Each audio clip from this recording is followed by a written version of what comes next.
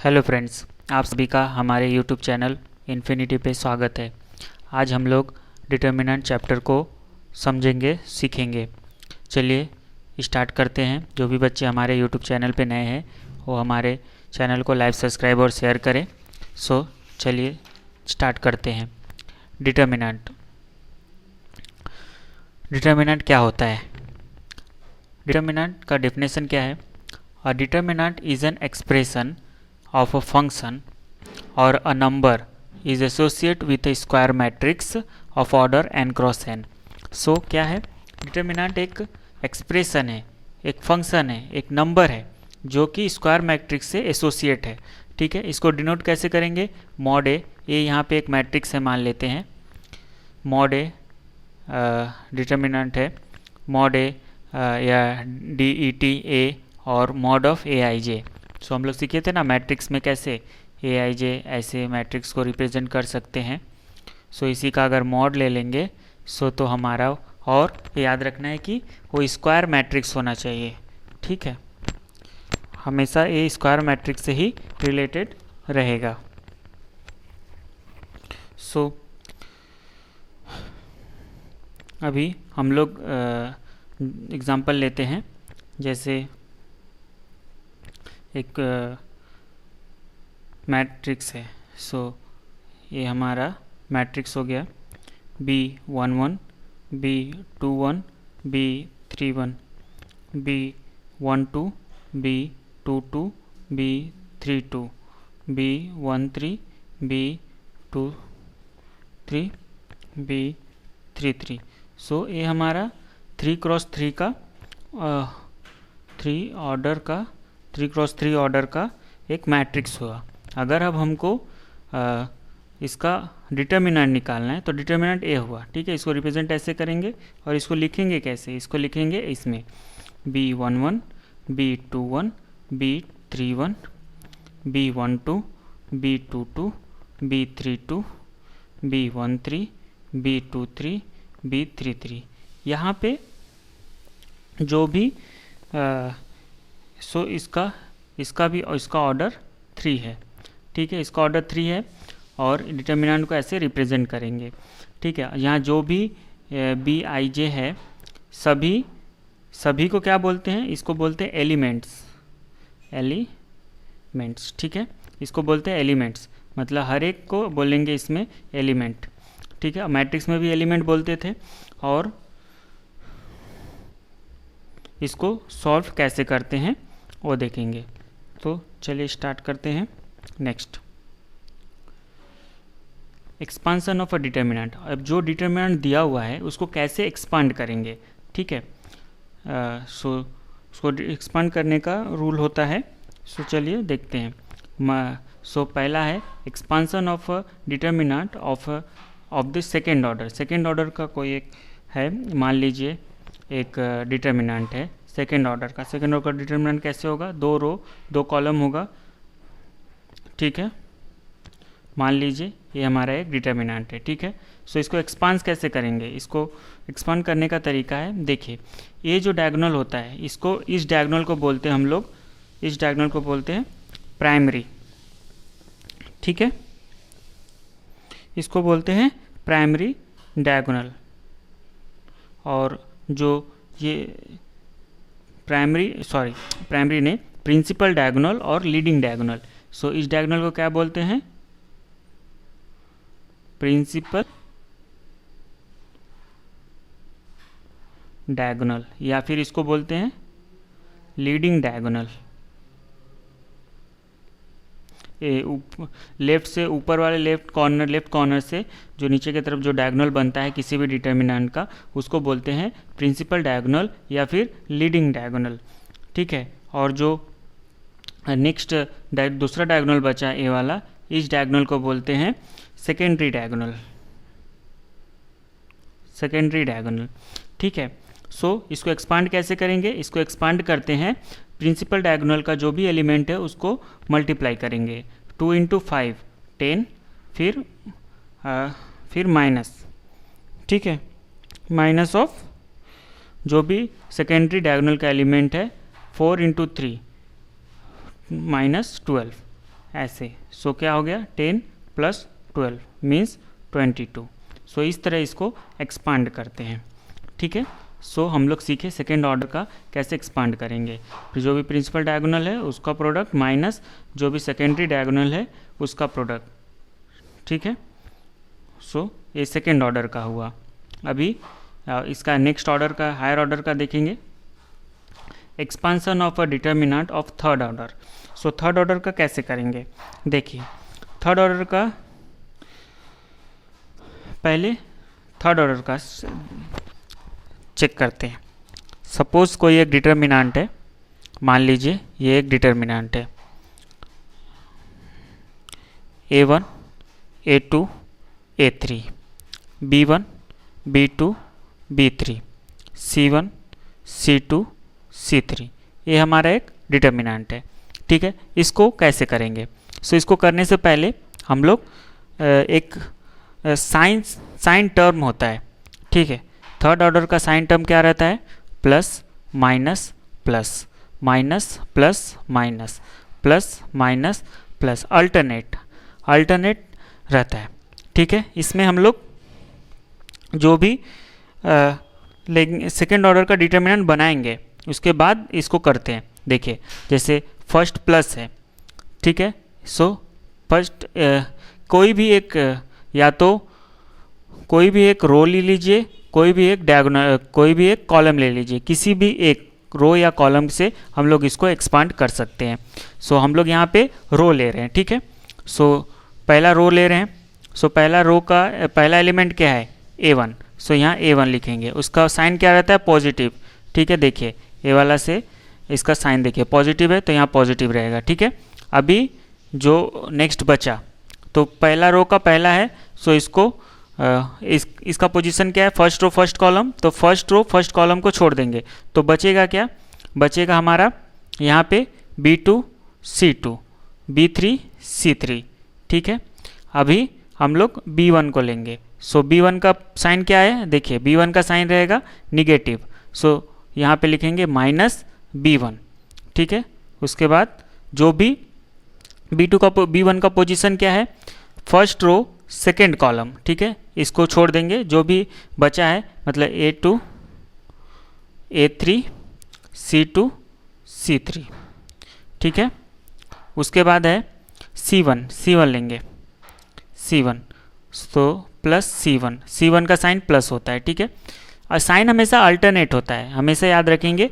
इस left corner से हमारा पॉजिटिव रहेगा और ऊपर दाएं जाओ या आगे मतलब राइट की तरफ जाओ या नीचे की तरफ जाओ, हमेशा साइन अल्टरनेट होता रहेगा, ठीक है।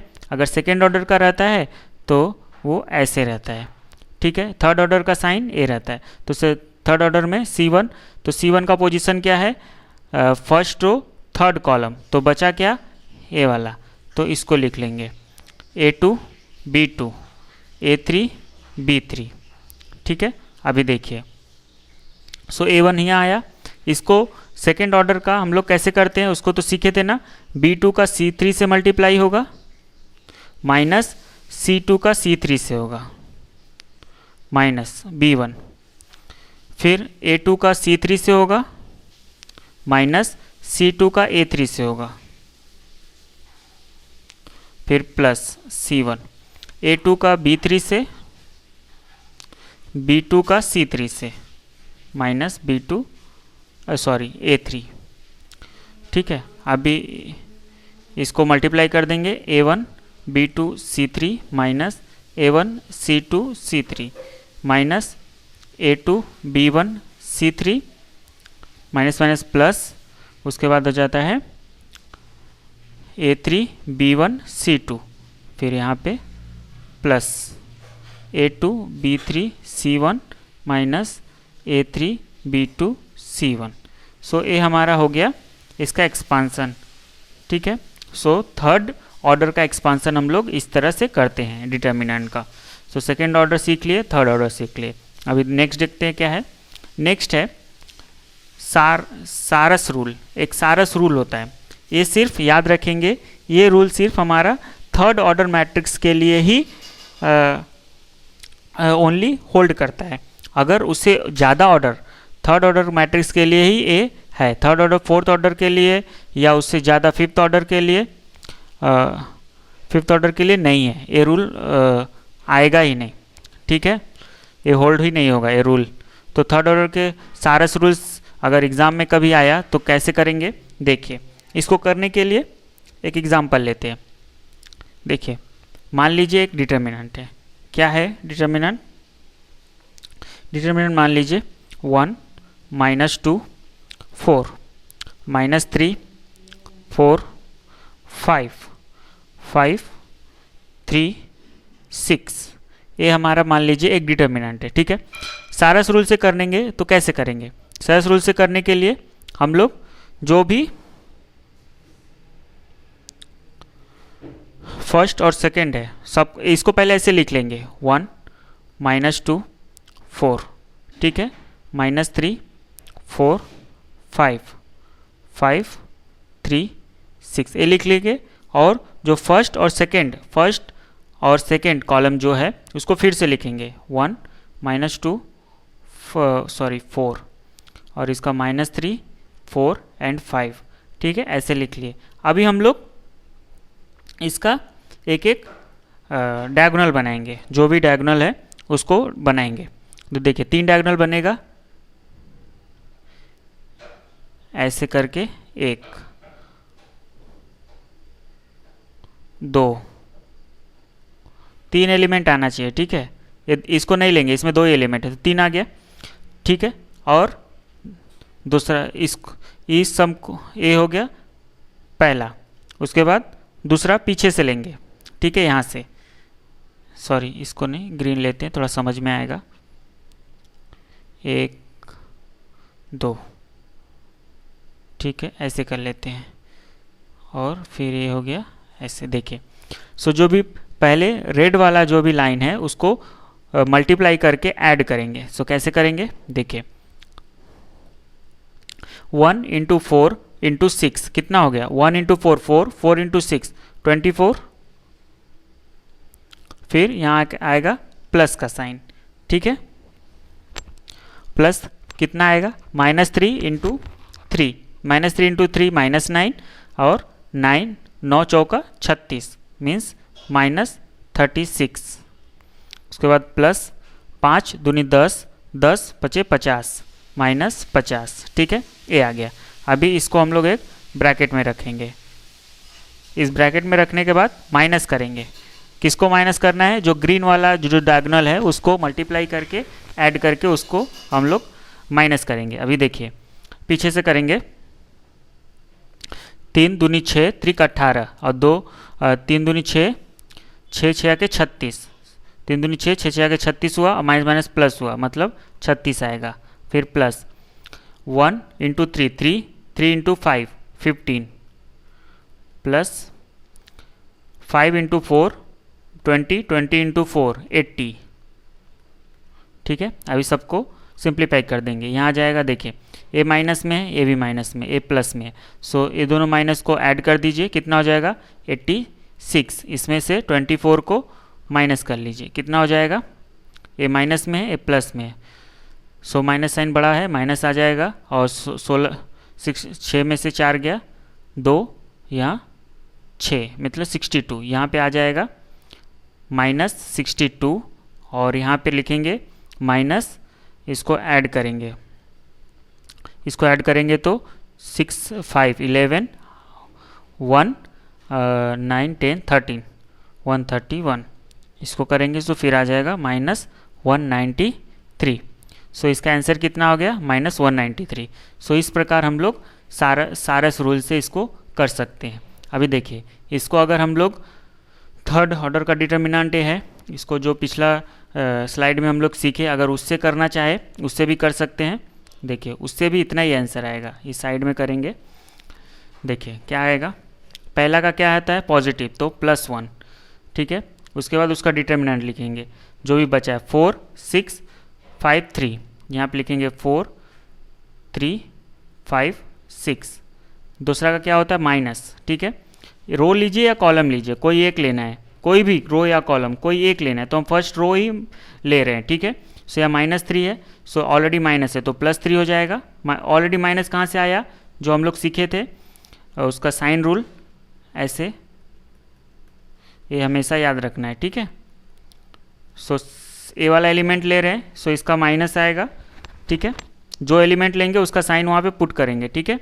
और जो उसका अपना जो है उसको साथ में उसको मल्टीप्लाई भी करेंगे। सो यहाँ माइनस ऑलरेडी है और माइनस इसका होता है तो माइनस माइनस प्लस हो गया, +3।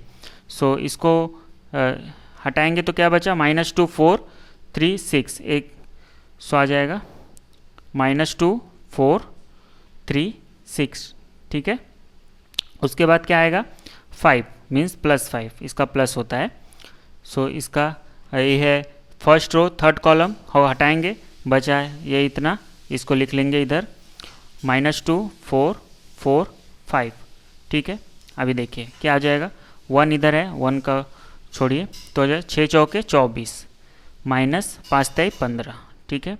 यहाँ +3 है, 6 दूनी 12 -12 -4 3 12 -12 +5 5 दूनी 10 -10 4 चौके 16 -16। तो अभी कितना हो जाएगा, देखिए 24 में से 15 को घटाना है तो बचा 9, ठीक है। 12 12 24 24 और 24 तिया 24 × 3 करेंगे तो आ जाएगा 12 72, सो 72 आ गया। सो -72, यहाँ पे कितना गया 26 -26 × 5 कितना हो जाएगा 130, सो आ जाएगा यहाँ -130। अभी 72 इसमें जोड़ दीजिए, सो कितना हो जाएगा 130 + 72 हो जाएगा 20202, ठीक है। अभी इसमें से 9 माइनस कर दीजिए, सो 202 में से 9 माइनस कर देंगे तो आ जाएगा 193, ठीक है।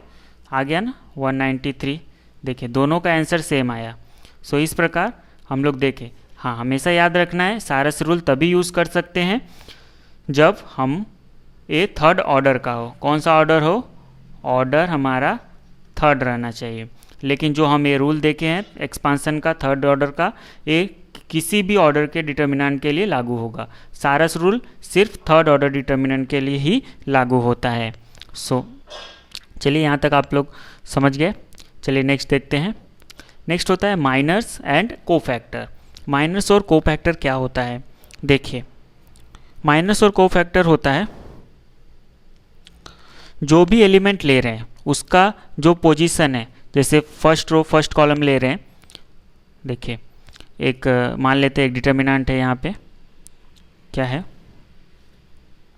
एक डिटर्मिनेंट लेते हैं A1 A2 A3 B1 B2 B3 C1 C2 C3, ठीक है। ये हमारा एक डिटर्मिनेंट है। जो भी एलिमेंट ले रहे हैं, जैसे देखिए ये हमारा क्या है, इस एलिमेंट का पोजीशन क्या है, इस एलिमेंट का पोजीशन है फर्स्ट रो सेकंड कॉलम, ठीक है। फर्स्ट रो सेकंड कॉलम है, सो उसको हटा दीजिए तो बचा क्या, बचेगा A2 C2 A3 C3, ये वाला ही बचेगा। सो ये जो बचा इसको ही बोलते हैं माइनर्स। माइनर्स किसका, ये माइनर्स है B1 का, ठीक है। ये माइनर्स हुआ B1 का, ठीक है। और इसी में अगर इसके साइन को, जो हम साइन सीखे थे, plus minus plus minus plus minus plus minus plus, ठीक है, ये 3 ऑर्डर का हुआ साइन। 4 ऑर्डर का साइन क्या रहता है, plus minus plus minus minus plus minus plus plus minus plus minus minus plus minus plus, ये हो गया 4 ऑर्डर का। सो थर्ड ऑर्डर में हम लोग एलिमेंट ए वाला लिए हैं, सो माइनस का, सो यहाँ माइनस लगा दीजिए। सो तो ये अगर माइनस लगा दिए इसके साथ तो ये हमारा बन जाएगा कोफैक्टर। किसका कोफैक्टर है, B1 का।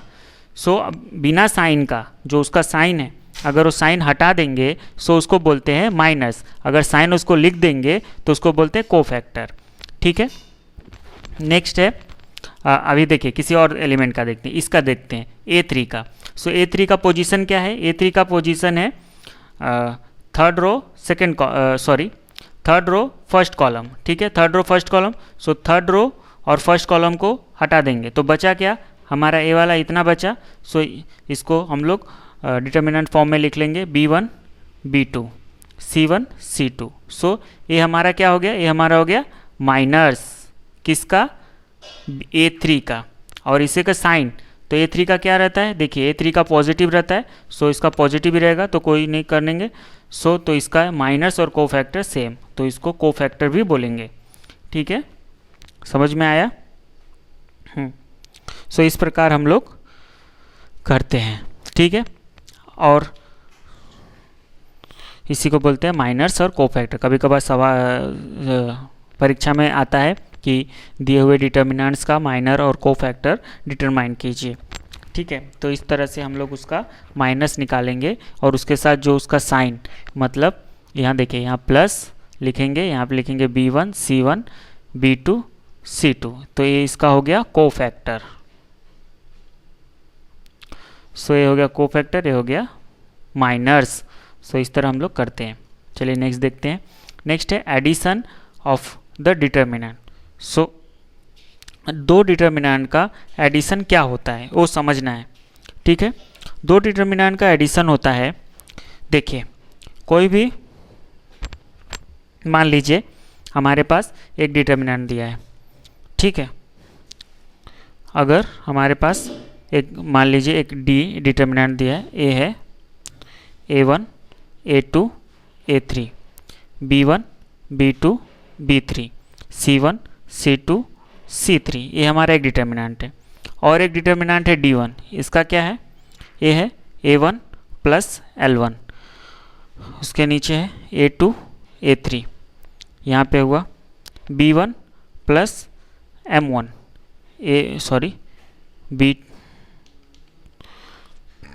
B2 B3 C1 plus N1 C2 C3, ये हमारा दूसरा डिटर्मिनेंट है। सो किसी भी डिटर्मिनेंट को हम लोग एक्सप्रेस कर सकते हैं as a sum of two determinant, ठीक है। कोई भी अगर ऐसे सम में दिया हुआ है, कोई भी डिटर्मिनेंट अगर इस सम में दिया हुआ है तो इसको हम दो डिटर्मिनेंट के फॉर्म में लिख सकते हैं। कैसे लिखेंगे, देखिए। सो इसको अलग अलग कर देंगे। D1 को क्या लिखेंगे, A1 A2 A3 B1 B2 B3 C1 C2 C3, ठीक है। और यहाँ पे पॉजिटिव साइन, क्योंकि बीच में सब में पॉजिटिव है, सब में ऐड हुआ है, तो लिखेंगे L1 A2 A3 M1 B2 B3 N1 C2 C3। सो किसी भी डिटर्मिनेंट को अगर वो एडिशन के फॉर्म में दिया हुआ है, सो हम लोग उसको इस तरह सेपरेट कर सकते हैं, ठीक है, इसको याद रखना है। और चलिए नेक्स्ट देखते हैं। सो ये आया कैसे, अगर हम लोग सीखना चाहते हैं।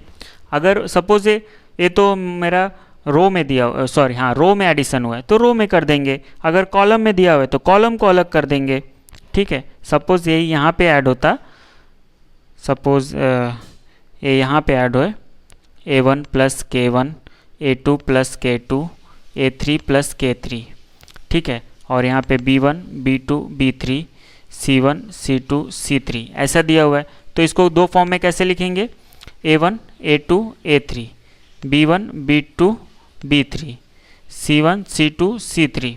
इसको ऐड करेंगे, कैसे लिखेंगे, K1 K2 K3, बस उस कॉलम को अलग कर देंगे, ठीक है। B1 B2 B3 C1 C2 C3।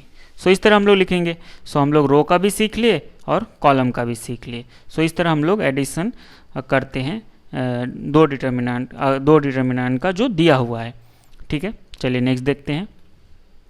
Next है properties of a determinant. Determinant का प्रॉपर्टीज क्या होता है, ठीक है, ठीक है। इसमें बोल रहा है first property, the value of determinant remains unaltered, remains unaltered by changing its row into column and column into row. किसी भी डिटर्मिनेंट के को अगर हम लोग रो को कॉलम में और कॉलम को रो में चेंज कर रहे हैं तो भी उसका जो भी वैल्यू है वैल्यू चेंज नहीं होता है। देखिए जैसे हमारा एक डिटर्मिनेंट है, मान लीजिए a1 a2 a3 b1 b2 b3 c1 c2 c3। अगर एक दूसरा डिटर्मिनेंट बनाए, ठीक है, एक दूसरा डिटर्मिनेंट d1 बनाए, कैसे बनाए, उसका a1 b1 c1, ठीक है, कर दे a2 यहाँ कर दी और a3 यहाँ कर दी। सो b2 c3 सॉरी c2 और यहाँ पे b3 यहाँ पे c3। देखिए यहाँ पे जो फर्स्ट कॉलम रो था यहाँ पे वो फर्स्ट कॉलम है, ठीक है, और यहाँ पे जो फर्स्ट कॉलम था यहाँ पे फर्स्ट रो है। तो चेंज कर दीजिए, फर्स्ट रो को फर्स्ट कॉलम में, फर्स्ट कॉलम को फर्स्ट रो में चेंज कर दिए, फिर भी और तो हमारा ये जो d है d1 के बराबर ही होगा, ठीक है। कभी भी ऐसा अगर हम लोग चेंज करते हैं तो भी कोई प्रॉब्लम नहीं है, उसका वैल्यू चेंज नहीं होगा, ठीक है। अगर हम लोग इसको करना चाहे तो एक एग्जाम्पल से देख सकते हैं। चलिए एक एग्जाम्पल देखते हैं। एक एग्जाम्पल लेते हैं, डिटर्मिनेंट को ही ले लेते हैं, ठीक है। 7 11 3 8 0 9 2 1 -1। सो हमारा एक यह डिटर्मिनेंट है, ठीक है। इसका हम लोग वैल्यू फाइंड आउट करते हैं, ठीक है। इसका वैल्यू क्या आ जाएगा, देखिए 7 यहाँ पे इसका कोफैक्टर क्या हो गया 0 1 9 -1। अगर आप लोग डायरेक्ट भी कर सकते हैं, अगर इसको मल्टीप्लाई तो उससे भी कर सकते हैं, उसका कोई प्रॉब्लम नहीं है। उसके बाद -11 आएगा, पॉजिटिव है माइनस, सो इसका आ जाएगा 8 9 2 -1 +3 आएगा, इसका आएगा 8 0 2 1, ठीक है। अभी इसको करेंगे तो 7 7 0 -9 फिर -11, सो 8 -8 -18, ठीक है, फिर +3, यहाँ पे 8 -0। अगर आप लोग इस स्टेप से इस स्टेप को भी डायरेक्ट लिख सकते हैं, कैसे, देखिए फर्स्ट है तो इस दोनों रो और कॉलम को मत देखिए, इसको बस देखिए, और इसको देख करके इसका मल्टीप्लाई इससे कर दीजिए 0 और 9 का मल्टीप्लाई 1 से कर दीजिए और माइनस लिख दीजिए तो -9। सो आप इससे भी डायरेक्ट इसको कर सकते हैं, 11 लिखे -11 लिख दीजिए और इस रो को, इस कॉलम को और इस रो को छोड़ दीजिए तो बचा ये वाला और ये, तो इसको डायरेक्ट लिख दीजिए, ठीक है, मल्टीप्लाई करके। तो क्या होगा 8 × -1 -8 -9 × 2 -18। सो ऐसे लिख सकते हैं आप डायरेक्ट, ये बिना ये वाला स्टेप बिना लिखे। सो नेक्स्ट इसको क्या करेंगे, सो 8 0 -9 -9 9 7 63 -63। सो यहाँ आ गया -11 इंटू -9 8 16 26 फिर +3 × 8। सो क्या हो जाएगा -3 प्लस, सो 26 मतलब 286। सो 286 + 24, ठीक है, -63 + 286 + 24। सो इसको करेंगे तो आ जाएगा हमारा 247, ठीक है, ये आ गया। अब हम लोग क्या करेंगे, रो को चेंज में इंटरचेंज करेंगे, रो कॉलम को। सो एक D1 मैट्रिक्स बनेगा। सो इसका क्या आ जाएगा 7 1 3, ठीक है, सॉरी 11 7 11 3 8 0 9, ठीक है, 8 0 9। जो सेकेंड रो था उसको कॉलम में डाल दिए, फिर 2 1 -1। अभी देखिए सभी कॉलम को इंटरचेंज कर दिए, ठीक है। फर्स्ट कॉलम को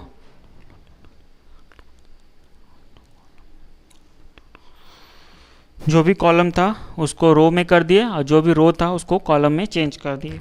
सो अभी इसका हम लोग डिटर्मिनेंट फाइंड आउट करेंगे, देखते हैं क्या आता है।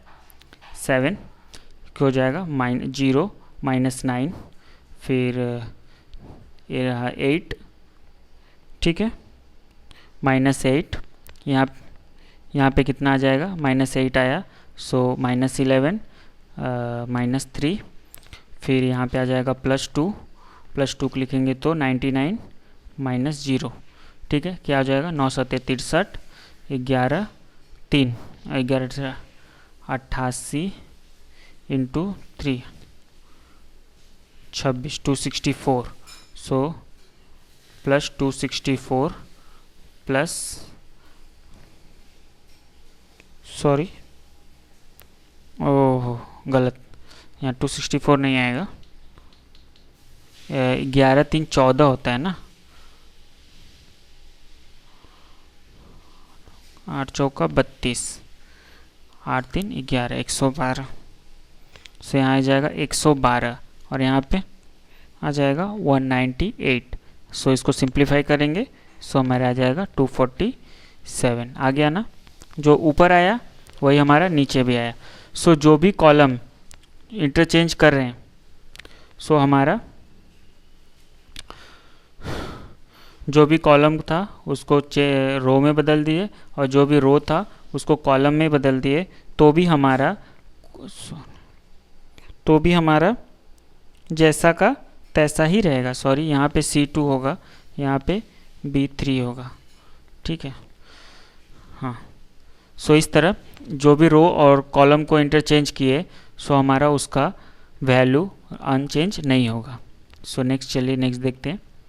नेक्स्ट है 2 नंबर, इफ़ 2 एडजेसेंट रोज और कॉलम, रो हो या कॉलम हो, एक डिटर्मिनेंट का इंटरचेंज करते हैं, so numerical value of the determiner remains same. Numerical value तो सेम होगा, लेकिन उसका साइन अल्टर्ड हो जाएगा, सो उसका साइन बदल जाएगा। अगर वो प्लस में आ रहा है तो माइनस में आएगा, और माइनस में आ रहा है तो प्लस में आएगा, ठीक है। चलिए इसको करके देखते हैं, सेम एग्जांपल लेंगे हम लोग, ठीक है।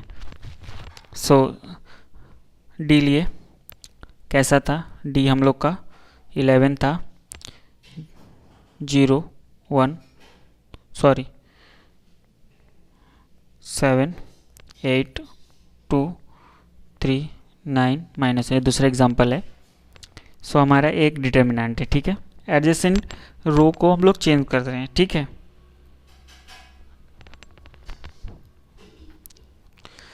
देखिए ये है, इसका हम लोग वैल्यू फाइंड आउट करेंगे। क्या आएगा, 11 -8 -18, 0 है, सो यहाँ पे -0 आ जाएगा पूरा का, फिर +1 1 लिखेंगे, सो 9 सत्ते 63, 8 3 24, ठीक है, ये आ गया।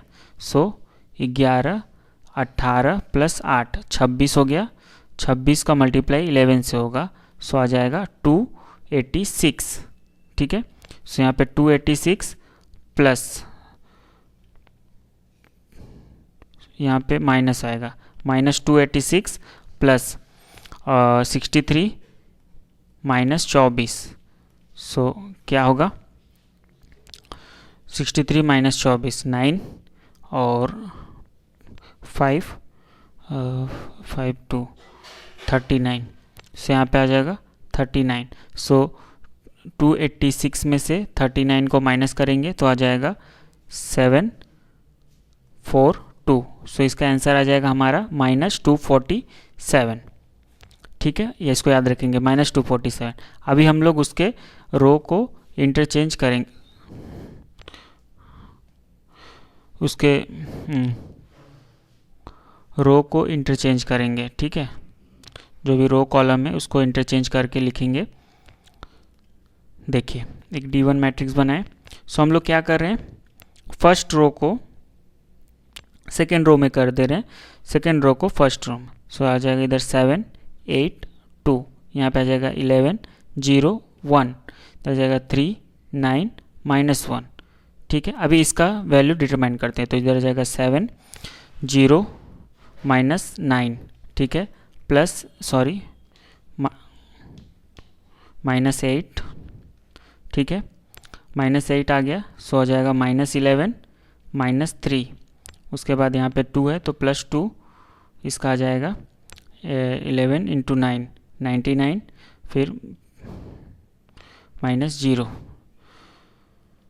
सो कितना आया, 9 सत्ते 63 माइनस माइनस माइनस प्लस यहाँ पे आएगा 14 8 128 ना, 14 इंटू 8 चौका 32 8 16 सॉरी 14 8 112 112 प्लस 9 18 19 198।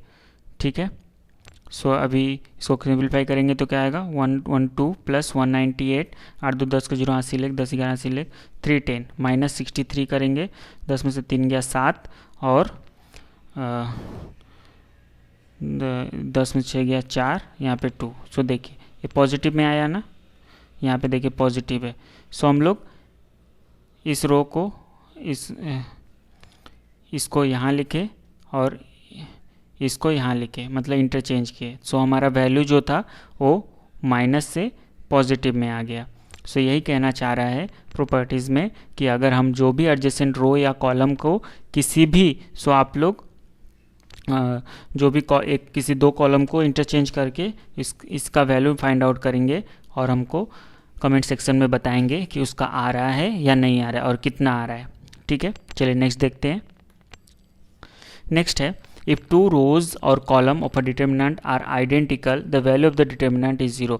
ये बहुत इंपॉर्टेंट है, अक्सर ये क्वेश्चन पूछा ही जाता है। ठीक है, देखिए ये कहने का इसका तात्पर्य यह है कि अगर दो डिटर्मिनेंट है, एक डिटर्मिनेंट है ऐसा A1 A2 A3, ठीक है, B1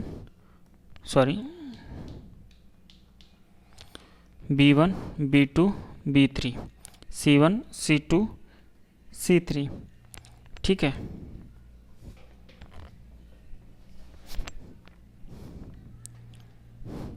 सॉरी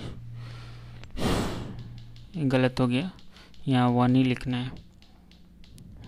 हाँ, सो A1 B1 C1 A1 B1 C1 A2 B2 C2। ठीक है, अगर जब भी ऐसा है, देखिए यहाँ पे कॉलम दोनों रोज आइडेंटिकल है ना, सो इसका वैल्यू हमेशा 0 ही आएगा। आप करके भी देख सकते हैं।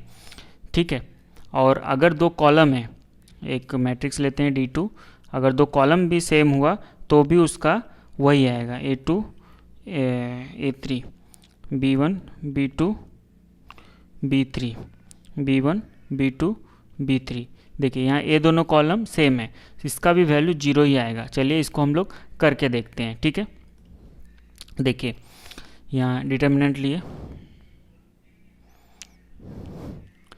A1 A2 A3 A1 A2 A3 B1 B2 B3।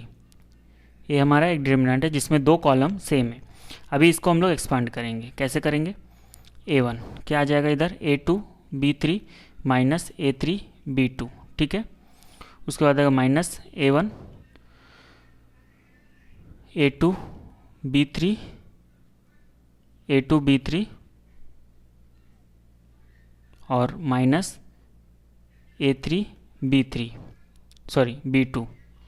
उसके बाद आएगा plus B1 A2 A3 minus A2 A3। देखिए ये दोनों सेम है, ये दोनों सेम है, मतलब ये दोनों कट जाएगा। ठीक है, और यहाँ पे देखिए ये दोनों कट जाएगा, मतलब इधर जाएगा 0। सो कितना हो गया 0, ऐसे ही। सो अगर दो भी, अगर इसको बिना देखे, अगर किसी भी डिटर्मिनेंट में कोई दो रो या दो कॉलम अगर सेम आ रहा है, सो उसको हम लोग सीधा सीधा उसका वैल्यू 0 बता सकते हैं। ठीक है, सो चलिए नेक्स्ट देखते हैं। नेक्स्ट है, if each element of a row, अगर हर एक एलिमेंट और रो के हर एक एलिमेंट को या कॉलम के हर एक एलिमेंट को मल्टीप्लाई करते हैं एक सेम क्वांटिटी से, और तो जो भी हमारा डिटर्मिनेंट है वो उस क्वांटिटी से मल्टीप्लाई हो जाता है। ठीक है, इसका कहने का मतलब है कोई एक डिटर्मिनेंट है। ठीक है, मान लीजिए हमारे पास एक एग्जांपल लेते हैं हमारे पास एक डिटर्मिनेंट है 3, 5, 10, तो ओके 11, 2, 3, -1, 1, 1, ठीक है, ये एक डिटर्मिनेंट है। ठीक है, अभी हम लोग क्या करते हैं,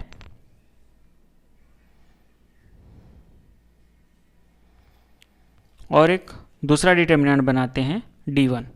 इसको कैसे बनाएंगे, जो भी हमारा D2 सेकेंड कॉलम है, सेकेंड रो है, सॉरी सेकेंड रो है, ये जो रो है सेकेंड वाला, इसको 2 से मल्टीप्लाई करके बनाएंगे। सो क्या करेंगे, 3, 11, -1, 10, 4, 2, 10, 3, 1। देखिए इससे 2 से मल्टीप्लाई कर दिए ना। अभी दोनों का वैल्यू फाइंड आउट करिए। इसका वैल्यू क्या आएगा, 3, 2 - 3 -11, यहाँ पे क्या आएगा 5 - 10, फिर -1, इधर क्या आ जाएगा 5 × 15, 5 10 दूनी 20। सो इसका वैल्यू क्या आ जाएगा, -1 × 3 -3, -5 × -11 +55, और यहाँ पे आ जाएगा +5। सो 60 - 3, 60 - 3 मीन्स 58, सॉरी 57। सो आ जाएगा इधर 57। ठीक है, डी का वैल्यू हमारा आ गया 57। अभी D1 का देखिए, D1 का क्या आ जाएगा, यहाँ लिखिए 3, 4 3 दूनी 6, ठीक है, और यहाँ पे क्या है -11, 10 -20, ठीक है, -1, 30 -40, ठीक है। अभी देखिए इधर क्या आ जाएगा -2, 3 दूनी 6, सो -6, यहाँ पे आ जाएगा -10 × 11, सो माइनस प्लस, सो 10 × 11 110, फिर इधर माइनस प्लस 10, ठीक है।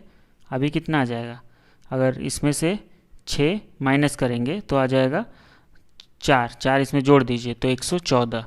देखिए 114 हो गया, तो 114 को क्या लिख सकते हैं, 2 × 57 लिख सकते हैं, ठीक है। तो क्या हो गया 2 × D, जो पहले D था, सो D1 क्या हो गया 2 × D हो गया ना। मतलब हर किसी भी रो या कॉलम में अगर कोई भी, देखिए यहाँ पे 2 मल्टीप्लाई किए थे, सो उसका मल्टीप्लाई हो जाएगा, वही यहाँ पे कहना चाह रहा है, समझ गए ना। चलिए नेक्स्ट है, the value of a determinant remains unaltered if each element of a row and column is increased or decreased by a constant multiple of the corresponding element of another rows। ठीक है, अगर हम कोई भी एक element multiply, कोई भी एक डिटर्मिनेंट लेते हैं, इसमें ये कहना चाह रहा है कोई भी हम एक डिटर्मिनेंट लेते हैं, ठीक है,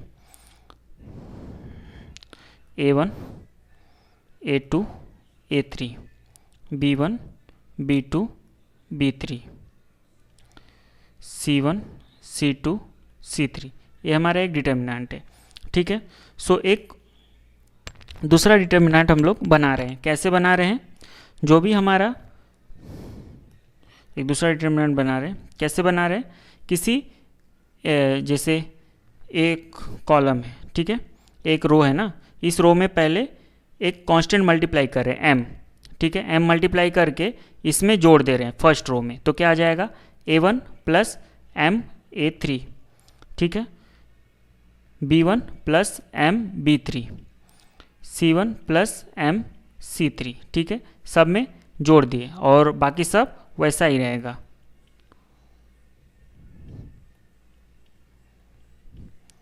ठीक है, अब बोलना चाह रहे हैं अगर हम ऐसा करते हैं तो उसका वैल्यू चेंज नहीं होगा, ठीक है, जब भी हम अगर ऐसा करते हैं तो उसका वैल्यू कभी भी चेंज नहीं होगा। कैसे, देखिए अभी इसको करके देखते हैं, ठीक है।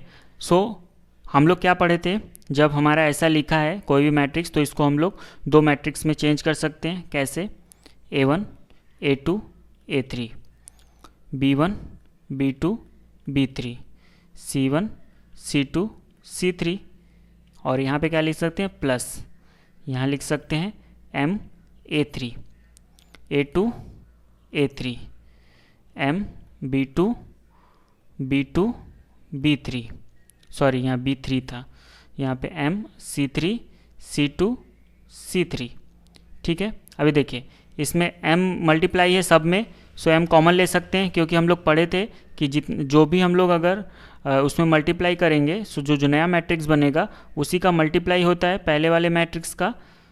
तो इसको ऐसे भी लिख, देखिए ये हमारा क्या था, ये पूरा मैट्रिक्स हमारा D था, D यहाँ पे है, और प्लस जो भी बाहर लिए उसको बाहर ले लिए, तो क्या बचा हमारे पास A3 A2 A3 B3 A2 B3 C3 C2 C3। देखिए फर्स्ट रो देखिए और थर्ड रो देखिए, दोनों आइडेंटिकल है, मतलब दोनों सेम है, मतलब इस जो डिटर्मिनेंट ए है इसका वैल्यू क्या होगा, इसका वैल्यू होगा 0। सो इसका वैल्यू 0 हो जाएगा, मीन्स क्या लिख सकते हैं D प्लस M इंटू 0। सो क्या आ जाएगा D, मतलब जो पहले जो डिटर्मिनेंट था D1 का भी वैल्यू वही आया है। मतलब अगर भी किसी भी रो या कॉलम में कुछ मल्टीप्लाई करके किसी भी रो या कॉलम में उस चेंज वाले रो को ऐड और सब्सट्रैक्ट कुछ भी करते हैं, इंक्रीज करते हैं या डिक्रीज करते हैं, सो हमारा जो वैल्यू है वो चेंज नहीं होता है। सो ये भी एक बहुत इंपॉर्टेंट थ्योरम है या फिर प्रॉपर्टीज़ है, ऐसा बोल सकते हैं, ठीक है।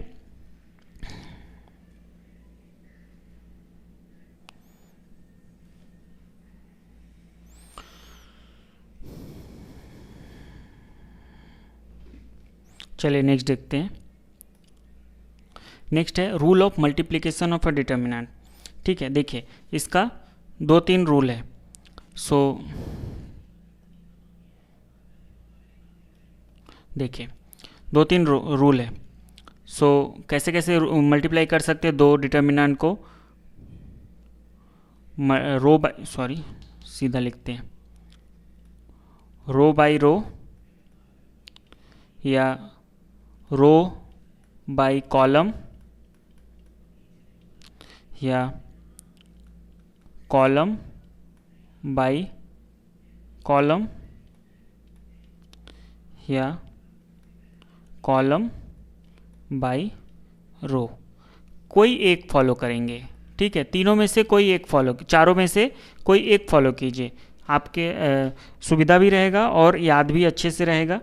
और किसी भी चार में से कोई भी लीजिए, एक हम लोग समझेंगे और फिर उसको देखेंगे कैसे होता है, ठीक है। जैसे चलिए स्टार्ट करते हैं।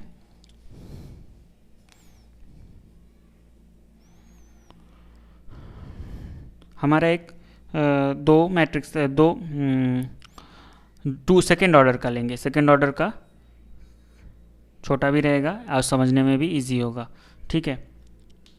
दो लेते हैं, A1 A2 B1 B2, इसका मल्टीप्लाई कर रहे हैं किससे, P1 P2 Q1 Q2, ठीक है। मैं नॉर्मली जो भी करता हूँ फर्स्ट रो फर्स्ट कॉलम से ही करता हूँ, मतलब फर्स्ट रो और कॉलम वाला हम लोग करेंगे यहाँ पे, ठीक है। इसको सीखेंगे आप लोग, किसी से यही मेथड सब में यूज़ होगा, मतलब ऐसा सब में आप कर सकते हैं, ऐसा नहीं है कि नहीं कर सकते हैं, दूसरा मेथड भी इसी तरह ही यूज़ करेंगे, ठीक है। सो इसको कैसे करते हैं देखिए। So row by column, so first row लेंगे, फर्स्ट रो यहाँ से फर्स्ट कॉलम लेंगे, ठीक है। सो यहाँ से फर्स्ट रो, यहाँ से फर्स्ट कॉलम, और उसको मल्टीप्लाई करेंगे। सो ए का मल्टीप्लाई होगा P1 में, ठीक है। सो A1 P1, यहाँ पे लिखेंगे प्लस, फिर B1 का मल्टीप्लाई होगा P2 में, सो P2 B1, ठीक है, ये हो गया। अभी देखिए इस पोजीशन पे क्या है, इस जो यहाँ पे जो एलिमेंट होगा सबका पोजीशन लिख देते हैं, इसका 1-1, इसका 1-2 है, इसका 2-1 है, इसका 2-2 है। सो इसका पोजीशन क्या है, फर्स्ट रो सेकंड कॉलम। सो यहाँ पे से फर्स्ट रो ले लेंगे, यहाँ से सेकंड कॉलम ले लेंगे, अब उसको मल्टीप्लाई करेंगे। सो क्या आ जाएगा, A1 Q1 plus B1 Q2, ठीक है। फिर सेम ऐसा ही इसका पोजीशन क्या है, A2 second row first column. So first second row का ले लिए, फर्स्ट कॉलम यहाँ से ले लिए, सो इसको मल्टीप्लाई कर देंगे तो A2 P1 plus B2 P2 आ जाएगा, ठीक है। वैसे यहाँ पे ले लेंगे, इसका है सेकेंड रो सेकेंड कॉलम, ठीक है। सो आ जाएगा A2 Q1 plus B2 Q2, ठीक है। सो पहले वाले में रो लेंगे, दूसरा वाले में कॉलम लेंगे, ठीक है ना।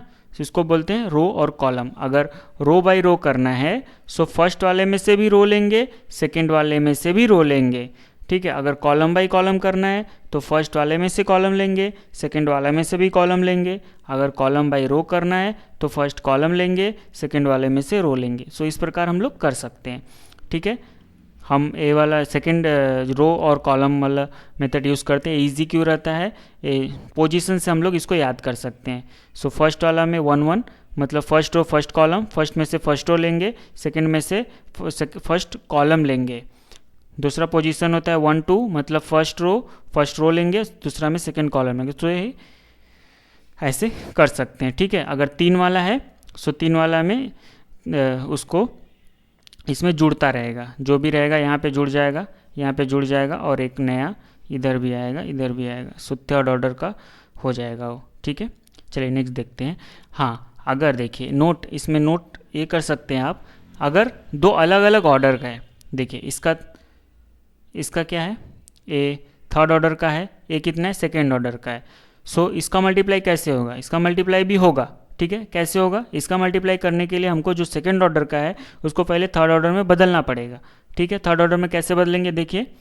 सो A1 A2 A3 B1 B2 B3 C1 C2 C3 लिख लिए। अब इसको कैसे चेंज करेंगे, इसको 1 लिखेंगे, यहाँ जो बाकी सब है उसको 0 लिख देंगे। यहाँ P1 Q1 P2 Q2 ऐसे लिख देंगे, ठीक है। सो हमारा थर्ड ऑर्डर का बन गया, ठीक है। अब इनका मल्टीप्लाई कर सकते हैं, जैसे row by column, column by column, जैसे आपका मन, उस तरह से आप, जैसे आपको सफिशिएंट लग रहा हो उस तरह से कर सकते हैं, ठीक है। अब हम लोग देखेंगे adjugate and reciprocal determinant. Adjugate and reciprocal determinant. So adjugate और रेसिप्रोकल डिटर्मिनेंट क्या होता है, इसमें जो हम लोग एक नया डिटर्मिनेंट बनाते हैं, जो भी डिटर्मिनेंट दिया गया है उस डिटर्मिनेंट का यूज़ करके हम उसके कोफैक्टर माइनर्स को यूज़ करके, कोफैक्टर को यूज़ करके एक नया डिटर्मिनेंट बनाते हैं। उस डिटर्मिनेंट से ही हम लोग उसको करते हैं। देखिए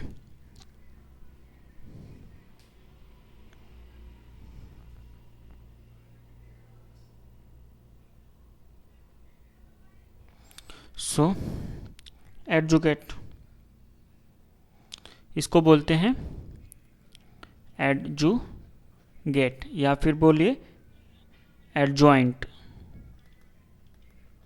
कुछ भी बोलिए। सो ये क्या होता है, जो भी डिटर्मिनेंट दिया हुआ है, ठीक है, उसका कोफैक्टर से एक नया डिटर्मिनेंट बनाएंगे। मतलब क्या है, जैसे हम लोग एक डी ले लिए, डी एक हमारा डिटर्मिनेंट है, A1 A2 A3 B1 B2 B3 C1 C2 C3, ये हमारा एक है। हर एक एलिमेंट का कोफैक्टर लेंगे, कोफैक्टर का जो वैल्यू आएगा, ठीक है, उसको उसके पोजीशन पे लिखेंगे। सो A1 का क्या होता है, हम लोग देखे थे ना, A1 का कोफैक्टर होता है plus B1 C2 B3 C3, ठीक है। इसका जो भी, इसको सिंप्लीफाई करेंगे, इसका मल्टीप्लाई माइनस इसका मल्टीप्लाई, जो भी वैल्यू आएगा उसको A1 के पोजीशन पे लिखेंगे। सो इससे हम लोग एक बनाएंगे।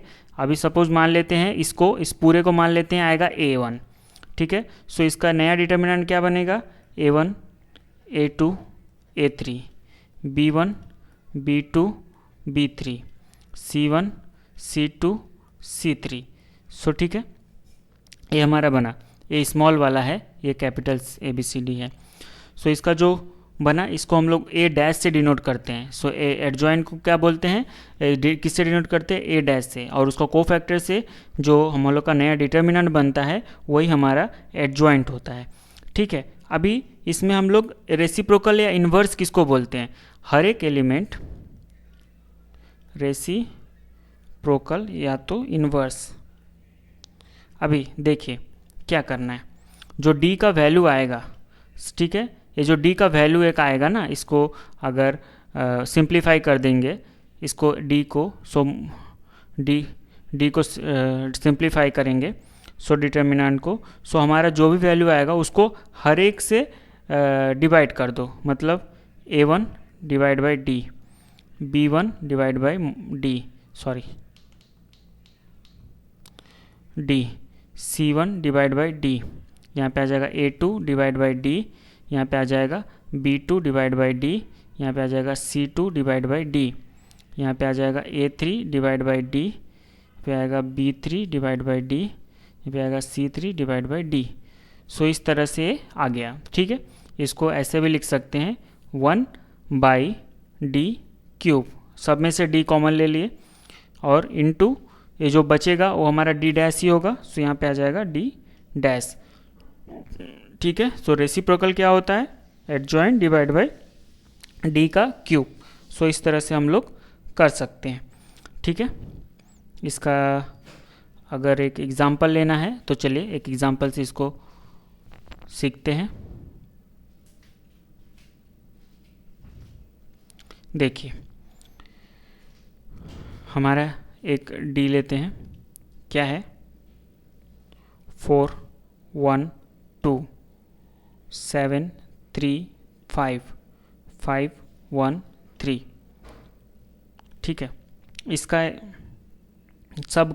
सबका हम लोग कोफैक्टर्स निकालेंगे, ठीक है, विथ साइन, ठीक है, सभी का, 4 का 5 का 6 का सभी, सॉरी 4 का 1 2 सबका, 4 1 2 7 3 1 5 1 3 सबका कोफैक्टर निकालेंगे। सो 4 का कोफैक्टर और उसका एक नया D1 एक नया मैट्रिक्स बनाएंगे, ठीक है, कोफैक्टर से। सो वही सॉरी D डैश बनाएंगे ना, नॉट D1, D डैश बनाएंगे। सो क्या आएगा वहाँ, यहाँ पे हम लोग लिखते जाएंगे। देखिए 4 का कोफैक्टर क्या होगा, 3 इंटू 3 माइनस 5 मीन्स 4 आ जाएगा, ठीक है, 4 आ गया, ठीक है। और 1 का कोफैक्टर क्या होगा, 1 का कोफैक्टर होगा 7 इंटू 3 21 और 5 बचे 25, और इसका साइन क्या होता है इस पोजीशन का, हमेशा आप लोग इस याद रखिए, ठीक है।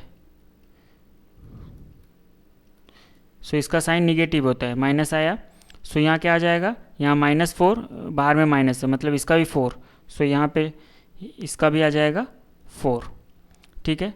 वैसे ही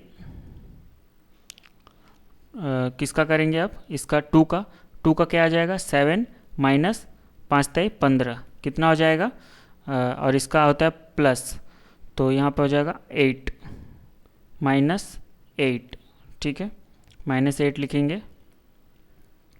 7 का क्या होता है, 7 का होगा 3 इंटू -2 हो जाएगा, और इसका साइन होता है माइनस, तो आ जाएगा -1, सो यहाँ पे आ जाएगा -1।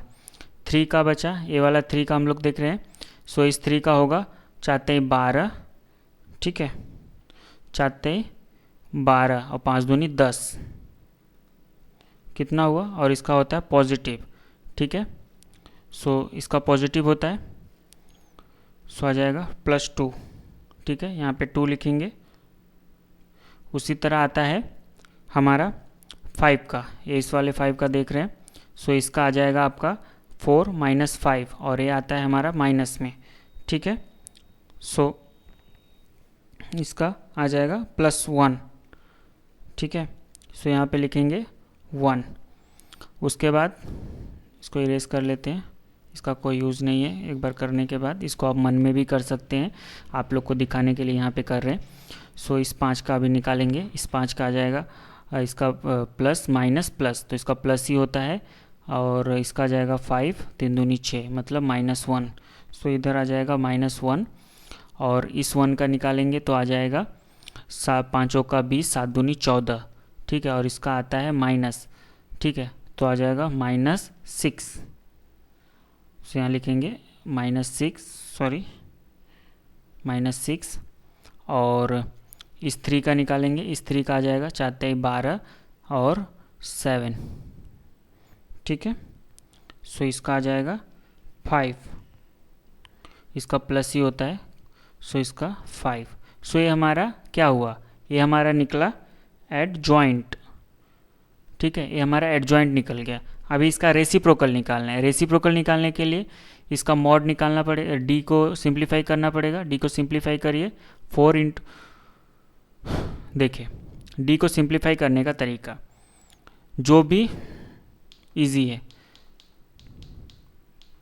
जो भी फर्स्ट रो में है, ठीक है, उसको ये जो एडजॉइंट निकालें उसका फर्स्ट रो से मल्टीप्लाई करते रहिए उसके पोजीशन के साथ। तो 4 चौका 16, 1 इंटू 4 और 4 दूनी 8, सबको जोड़ दीजिए। सॉरी 8 दूनी 16, ठीक है, सबको जोड़ देना है। तो कितना हो गया, 66 कट गया, बचा 4। ठीक है, तो रेसिप्रोकल क्या हो जाएगा, रेसिप्रोकल हो जाता है 1/4 क्यूब, और जो भी हमारा वहाँ पे था, या फिर 4 क्यूब अंदर लिखे या अंदर ही लिख देते हैं। ठीक है, रेसिप्रोकल क्या हो जाएगा, सबको 4 से डिवाइड कर दो, 4/4, 4/4 माइनस 8/4, यहाँ पे माइनस 1/4, 2/4, 1/4, माइनस 1/4, माइनस 6/4, 5/4। सो जो भी इसमें से कटेगा उसको काट दीजिए, फिर लिखेंगे तो आ जाएगा इधर 1 1 माइनस 2 माइनस 1/4, इधर 1/2, इधर आ जाएगा 1/4, इधर आ जाएगा माइनस 1/4, इधर आ जाएगा माइनस 3/2, यहाँ पे आ जाएगा 5/4। सो इस तरह हम लोग रेसिप्रोकल निकाल सकते। तो ये हमारा रेसिप्रोकल हो गया, ये एडजॉइंट हो गया। तो इस तरह से हम लोग रेसिप्रोकल और एडजॉइंट को फाइंड आउट करते हैं। ठीक है, अभी symmetric and screw symmetric matrix क्या होता है। जैसे हम लोग सॉरी यहाँ मैट्रिक्स नहीं है, डिटर्मिनेंट, जो हम लोग डिटर्मिनेंट में पढ़े थे सेम वो भी यहाँ पे है। ठीक है, अगर हमारा सिमेट्रिक किसको बोलेंगे, सिमेट्रिक उसको बोलेंगे जब हमारा ए जे आई के बराबर हो। ठीक है, मतलब जो भी A12 A21 के बराबर हो, A31 A13 के बराबर हो, ऐसे बराबर रहना है। मतलब उसका जो आएगा वो आएगा AHG। ठीक है, यहाँ पे H, यहाँ पे G, यहाँ पे B, यहाँ पे C, यहाँ पे F, यहाँ पे F। देखिए ये आपस में बराबर रहेंगे, ये दोनों, इसको बोलते हैं symmetric matrix. Skew symmetric matrix इसको बोलते हैं, sorry not matrix, screw determinant. Screw determinant किसको बोलेंगे, इसमें आएगा AIJ आपका माइनस ऑफ AJI होगा, मतलब उसका माइनस रहेगा। मतलब इसका कैसे होगा, A minus H minus G, H B minus F, G F C। देखिए ये इसका माइनस है ना, ये भी इसका माइनस है, ये भी इसका माइनस है। ठीक है, और स्क्रू सिमेट्रिक किसको बोलेंगे, स्क्यू सिमेट्रिक उसको बोलेंगे जब हमारा डायगोनल एलिमेंट 0 हो जाए। ठीक है, और जो भी है यहाँ पे H G minus F, H G F, और यहाँ पे जो इसका है अपोजिट रहे, सो इसको बोलेंगे स्क्यू सिमेट्रिक डिटर्मिनेंट। सो इस तरह हम लोग करते हैं। अभी इसका एप्लीकेशन को पढ़ेंगे कि डिटर्मिनेंट का एप्लीकेशन क्या है। हम लोग उतना कुछ तो पढ़ लिए, कैसे फाइंड आउट करेंगे डिटर्मिनेंट, कैसे एडजॉइंट, कैसे इन्वर्स होता है, कैसे मल्टीप्लाई, कैसे एडिशन होता है। इतना कुछ पढ़ने के बाद अभी हम लोग डिटर्मिनेंट का क्या एप्लीकेशन होता है वो पढ़ेंगे। ठीक है, डिटर्मिनेंट का एप्लीकेशन होता है, फर्स्ट एप्लीकेशन है find the area of the triangle. अगर कोई एक ट्रायंगल है, ठीक है, ऐसे कोई एक ट्रायंगल दिया हुआ है और हर एक ट्रायंगल का हम लोगों को वर्टेक्स दिया हुआ है, मतलब x1 y1, ठीक है, x2 y2, यहाँ पे दिया x3 y3, ऐसा दिया हुआ है। सो हमको इसका एरिया फाइंड आउट करना है। सो एरिया फाइंड आउट कैसे करेंगे, एरिया इसके डिटर्मिनेंट से फाइंड आउट कर सकते हैं। कैसे, उसको लिखेंगे हाफ और यहाँ पे मॉड लिखेंगे x1 y1, x2 y2, x3 y3, और जो बचा है वहाँ 1 लिख देंगे। अगर इसको सिंप्लीफाई करेंगे और उसको हाफ से डिवाइड कर देंगे, सो हमारा यहाँ पे लिखेंगे स्क्वायर यूनिट। सो हमारा उसका एरिया फाइंड आउट हो जाएगा। सो इसको एक एग्जांपल से देखते हैं। अगर एक ट्रायंगल है ऐसा, वहाँ पे दिया हुआ है -3 -5, ठीक है, 5, 2, यहाँ पे दिया हुआ है 9, -3, ये 3 है, तो इसका एरिया क्या होगा? देखिए इसका एरिया होगा हाफ, ठीक है, -3 -5 1, 5 2 1, -9 -3 1, ठीक है। अब इसको सिंप्लीफाई कर दो, यहाँ हाफ बाहर रखो, ठीक है। उसके बाद -3, इसका मॉड 2 1 -3 1, ठीक है, इसका माइनस ऑफ -5, ठीक है, इसका मॉड क्या हो जाएगा 5 कोफैक्टर, सॉरी माइनस, इसका माइनस ये हो जाएगा, इसको माइनस बोलते हैं, +1 5 2 -9 -3, से हमारा हो गया, ठीक है। अभी इसको सिंप्लीफाई करेंगे, सो क्या आ जाएगा? हाफ लिखिए इधर, और -3 था, इसका 2 + 3 हो जाएगा, +5 लिखिए, ये हो जाएगा 5 × 15, 9 दूनी 18 ना, 9 दूनी 18, हाँ नहीं 5 × 5, वो तो बाद में आएगा, 5 × 5 +9, फिर +1 है तो इसको लिखेंगे -15 हो जाएगा इधर, +18 हो जाएगा, ठीक है। अभी इसको करेंगे तो आ जाएगा -15 +70 +3, इसका हो जाएगा हाफ ऑफ 58, इसका मतलब 29 स्क्वायर यूनिट। सो इसका आंसर हो जाएगा। सो इस प्रकार हम लोग किसी भी ट्रायंगल का अगर वर्टिसेस दिया हुआ है तो डिटर्मिनेंट का यूज़ करके हम उसका एरिया को फाइंड आउट कर सकते हैं। चलिए नेक्स्ट देखते हैं, solution of a non homogeneous system of a linear equation. कोई भी हमारे पास इक्वेशन दिया हुआ है, ठीक है, नॉन होमोजीनियस कौन सा इक्वेशन होता है? देख लीजिए, नॉन होमोजीनियस इक्वेशन होता है a1x + b1y + c1z = k1। अगर इक्वेशन 1 ये k1 अगर 0 रहा तो उसको होमोजीनियस बोलते हैं, k1 0 नहीं है तो उसको बोलते हैं नॉन होमोजीनियस, ठीक है। 3 इक्वेशन लेते हैं, a2x b2y c2z k2, equation 2 हो गया, a3x b3y c3z k3 हो गया, ठीक है। ये हमारा 3 नॉन होमोजीनियस इक्वेशन है, और यहाँ पे 3 अननोन फैक्टर है x y z, ठीक है। सो हम लोग पहले एक डिटर्मिनेंट बनाएंगे। वो डिटर्मिनेंट कैसे बनेगा? डिटर्मिनेंट बनाएंगे कोफिशिएंट लेकर, किसका कोफिशिएंट? x y z का कोफिशिएंट लेकर डिटर्मिनेंट बनाएंगे। सो वो डिटर्मिनेंट क्या होगा? a1 a2 a3 b1 b2 b3 c1 c2 c3। सो उसके डिटर्मिनेंट को लेके हम लोग कोफिशिएंट को लेकर एक डिटर्मिनेंट बनाए। अब इस डिटर्मिनेंट को बोलेंगे d, ये हमारा d है, और हमेशा याद d को अब फाइंड आउट कर लेंगे, d का वैल्यू क्या आएगा, ठीक है। उसके बाद निकालेंगे xd। सो xd क्या होता है, ठीक है,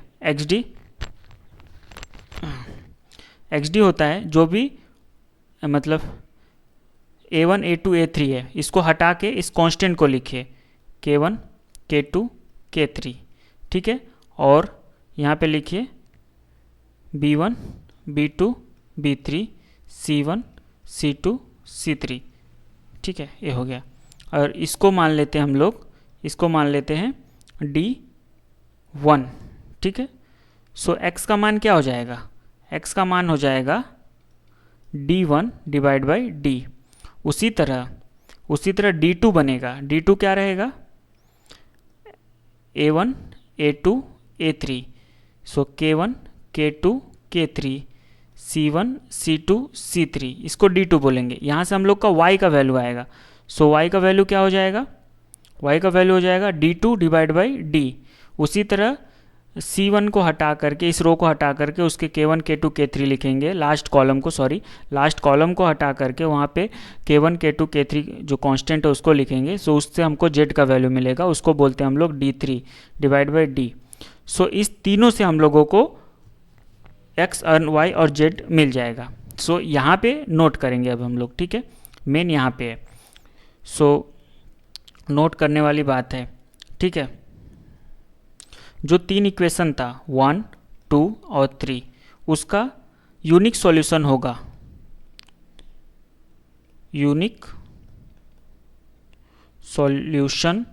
होगा, कब? जब D 0 ना रहे, मतलब उसका जो डिटर्मिनेंट है फर्स्ट D का वो 0 नहीं होना चाहिए, ठीक है। और उसको बोलेंगे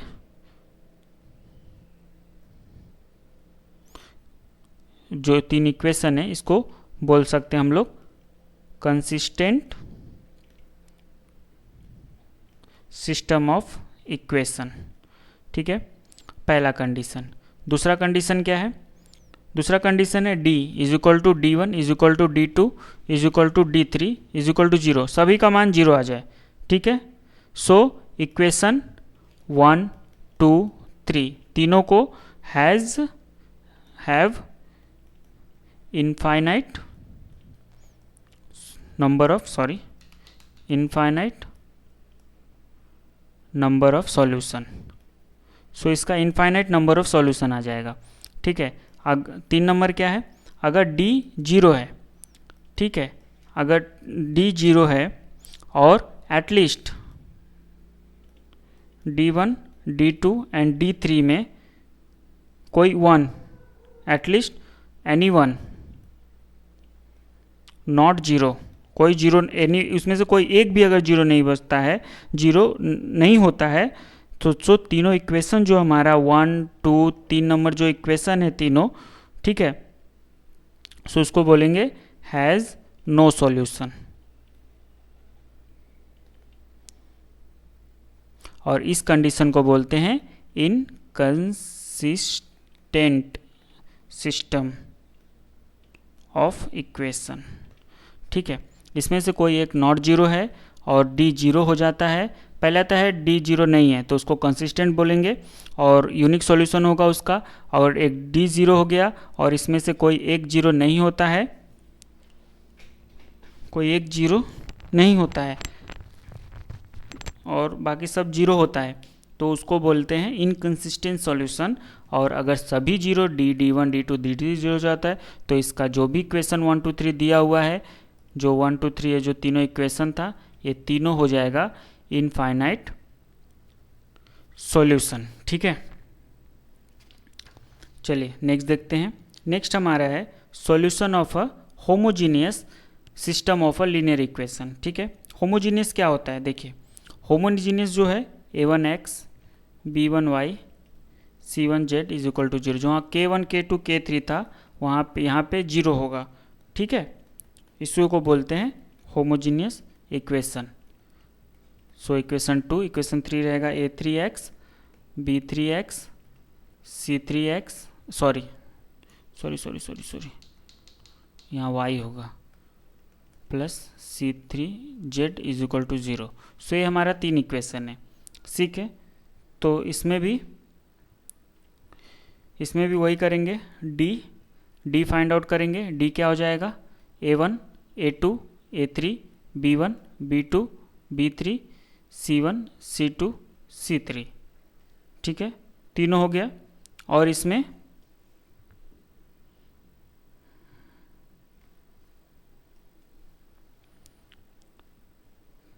ऐसा आ गया। सो और इसमें हमेशा याद रखेंगे D1 is equal to D2 is equal to D3, सभी 0 आएगा। क्यों? क्योंकि जो ये 0 0 है वो सभी रोज कॉलम में आएगा, और अगर किसी भी रोज और कॉलम का तीनों एलिमेंट 0 होता है तो उसका D भी 0 आएगा, और सो सभी का ये 0 आ जाएगा। और उस समय में x क्या होगा? x हो जाएगा D1 बाई D, y क्या होता है? D2 बाई D होता है, और इस a भी 0 हो जाएगा, a भी 0 हो जाएगा, और z क्या होता है? D3 बाई D, ये भी 0 हो जाएगा। कंडीशन क्या है? D 0 नहीं रहना चाहिए। अगर d 0 हो गया, ठीक है, अगर d 0 हो जाता है, if d is equal to 0, then it has infinitely many solution. इसका इन्फिनिटली मैनी सॉल्यूशन हो जाएगा, समझे। सो इसमें क्या करना पड़ता है, जो भी सिस्टम इक्वेशन है उसमें से डी फाइंड आउट करेंगे और उसको देखेंगे कि डी 0 है या नहीं। अगर डी 0 नहीं है सो सभी का इक्वेशन आ जाएगा, सभी का वैल्यू 0 होगा, ठीक है। अगर डी 0 है सो कोई भी दो उसको रिप्लेस कर देंगे जेड को के से। सो इस तरह हम लोग इसको फाइंड आउट करते हैं, समझ गए ना। सो इस तरह हम लोग सीखे। सो चलिए एक बार रिवीजन कर लेते हैं हम लोग क्या क्या सीखे। सो डिटर्मिनेंट क्या होता है उसका डिफिनेशन देखे, ऑर्डर क्या होता है उसका वो देखे, ठीक है। उसके बाद कैसे एक्सपांसन होता है सेकेंड ऑर्डर का, कैसे एक्सपांसन होता है थर्ड ऑर्डर का, और कैसे एक्सपांसन होता है थर्ड ऑर्डर का सारस रूल। सारस रूल का क्या एक कंडीशन है कि ये थर्ड ऑर्डर डिटर्मिनेंट पे ही लागू होता है। और उसके बाद माइनस क्या होता है, कोफैक्टर क्या होता है, माइनस और कोफैक्टर सेम होता है, सिर्फ कोफैक्टर में साइन डिफरेंट रहता है, साइन उसके अकॉर्डिंग रहता है, ठीक है। नेक्स्ट है प्रॉपर्टीज़ क्या होता है, प्रॉपर्टीज़ यही होता है कि हम लोग देखें कि दो अगर द वैल्यू ऑफ अगर डिटर्मिनेंट का रो और कॉलम को चेंज करते हैं तो उसका जो वैल्यू है वो चेंज नहीं होगा, वो हमेशा बराबर ही होगा, ठीक है। इसका एग्जांपल देखें। नेक्स्ट है अगर कोई भी दो एडजेसेंट रो और कॉलम को इंटरचेंज करते हैं तो जो वैल्यू होगा वो तो सेम होगा लेकिन उसका साइन अपोजिट हो जाएगा, प्लस है तो माइनस हो जाएगा, माइनस है तो प्लस हो जाता है, ठीक है। और फिर देखें कि अगर कोई भी दो रोज़ या दो कॉलम आइडेंटिकल है सो उसका वैल्यू हमेशा 0 आएगा, उसका एग्जांपल भी देखें। और अगर कोई भी अगर हर एक किसी भी रो और कॉलम को एक कांस्टेंट से मल्टीप्लाई करते हैं तो जो डिटर्मिनेंट का वैल्यू होगा वो उसी कांस्टेंट से मल्टीप्लाई हो जाता है। सो इसका एग्जांपल देखें हम लोग और कैसे होता है वो भी किए। नेक्स्ट है प्रॉपर्टीज नंबर 5, जो भी डिटर्मिनेंट का वैल्यू है वो चेंज नहीं होगा अगर रो के एलिमेंट और कॉलम के एलिमेंट को इंक्रीज़ और डिक्रीज़ करते हैं। कैसे करते हैं, कोई भी रोज़ और कॉलम ले लेते हैं और उसमें कुछ मल्टीप्लाई करके उसमें किसी भी रो में रो लेते हैं तो रो में करेंगे, कॉलम लेते हैं तो कॉलम में करेंगे, ठीक है। उसमें जोड़ते हैं या घटाते हैं, इंक्रीज़ करते हैं या डिक्रीज़ करते हैं, सो उसका वैल्यू चेंज नहीं होता है। इसको हम लोग एग्जांपल से देखें। नेक्स्ट देखें हम लोग मल्टीप्लिकेशन कैसे होता है, row by row, column by row, row by column, column by column, row by column. यहाँ पे हम लोग सिर्फ रो बाई कॉलम देखें, आप कोई भी फॉलो कीजिए इसी तरह होगा। और दो डिटर्मिनेंट देखें, अगर दो डिटर्मिनेंट उसका ऑर्डर अलग है सो उसको ऑर्डर को कैसे हम लोग थर्ड सेम ऑर्डर में करके दोनों को मल्टीप्लाई कर सकते हैं। एडजुगेट या फिर एडजॉइंट मैट्रिक्स क्या होता है वो देखें, और रेसिप्रोकल इन्वर्स मैट्रिक्स कैसे निकालते हैं वो देखें। उसका एग्जांपल को चेक किए। उसके बाद skew matrix, symmetric skew and skew symmetric determinants क्या होता है उसको समझे। उसके बाद एप्लीकेशन, डिटर्मिनेंट का एप्लीकेशन क्या है हम लोग देखें कि पहले ट्रायंगल का एरिया फाइंड आउट कर सकते हैं, उसके बाद होमोजीनियस नॉन होमोजीनियस दोनों इक्वेशन को इससे सॉल्व कर सकते हैं। सो आज के लिए इतना ही। जो भी बच्चे हमारे यूट्यूब चैनल पे नए हैं और नए नए वीडियोस और नए नए मैथमेटिक्स कॉन्सेप्ट सीखना चाहते हैं, हमारे चैनल को लाइक, सब्सक्राइब और शेयर करें। आज के लिए इतना ही, थैंक यू। इसके बाद का वीडियो नेक्स्ट में आएगा, नेक्स्ट अपलोड करेंगे। तब तक के लिए bye bye, have a good day, thank you for watching.